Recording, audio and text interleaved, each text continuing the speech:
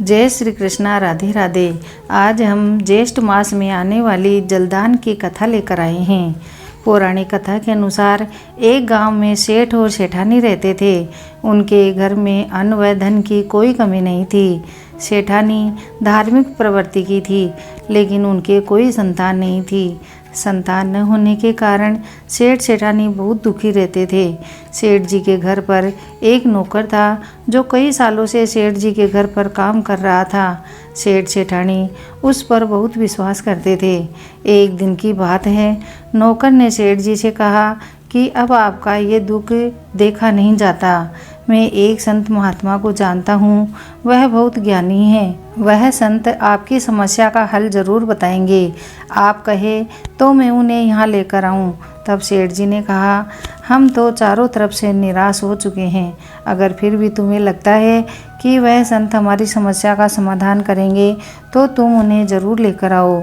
कुछ दिनों के बाद वह नौकर उन संत महात्मा को लेकर सेठ जी के घर आया। संत ने सेठ सेठानी का हाथ देखा और कहा, बेटा, तुम्हारी लकीरों में बच्चे का सुख नहीं है। यह सुनकर सेठ सेठानी रोने लगे और बोले कि हे महात्मन, कोई तो उपाय बताओ। मैं सारी धन संपत्ति देने को तैयार हूँ।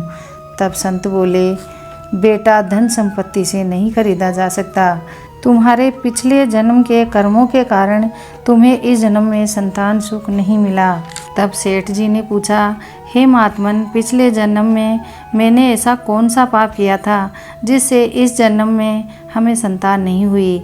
तब महात्मा ने कहा, बेटा, पिछले जन्म में तुम मंदिर के पुजारी थे।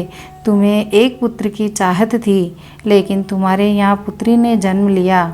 इस बात से तुम बहुत नाराज़ थे और अपनी पुत्री से नफरत करते थे। जब तुम्हारी पुत्री 5 साल की हुई तो उसकी तबीयत खराब हुई और तुमने नफरत के कारण कहीं भी उसका इलाज नहीं करवाया, जिस कारण तुम्हारी पुत्री की मौत हो गई। दिन रात भगवान की पूजा करने से तुम्हें इस जन्म में दौलत तो मिल गई, लेकिन पुत्र की चाह में तुम्हें कन्या का दोष लग गया। इस कारण तुम्हें इस जन्म में कोई संतान नहीं है। महात्मन की बात सुनकर सेठ सेठानी को बहुत पश्चाताप हुआ। सेठ सेठानी ने हाथ जोड़कर विनती की कि हे महात्मन, आप तो बहुत ज्ञानी हैं। इस पाप से बचने का कोई उपाय बताइए। अब हमें संतान न हो तो कोई बात नहीं, लेकिन उस कन्या की हत्या के पाप से मुक्ति दिलाइए।